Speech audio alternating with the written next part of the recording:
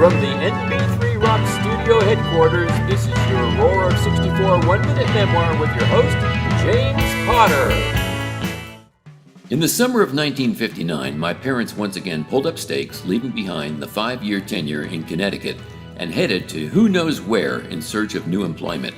The plan was to camp out at my grandmother's house, my father's mother, in Akron, Ohio, for a couple of weeks as Dad searched for work in the technical writing field. I think I met my grandmother once before while living in Chicago when I was 1, but this was my first excursion to her home in Ohio. What wonders lie ahead of us? Then I caught on quickly that my grandmother was a terrible cook. Every meal looked the same, brown, drab, and dreary, just like the pall hanging over Ohio 6 months of the year. One of her specialties was a concoction called succotash. Yes, the same word my cartoon friend Sylvester the Cat uttered in times of distress.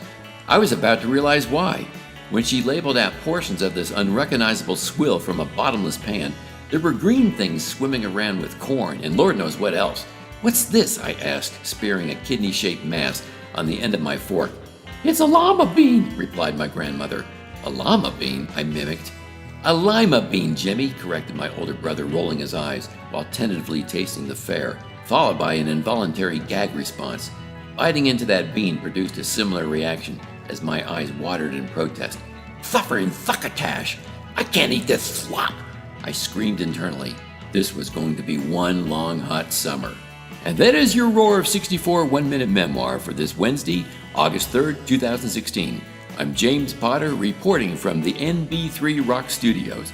I hope to see you again. Until then, journey to the center of the 60s at roarof64.com or nb3rocks.com. Either way, you can get there from here.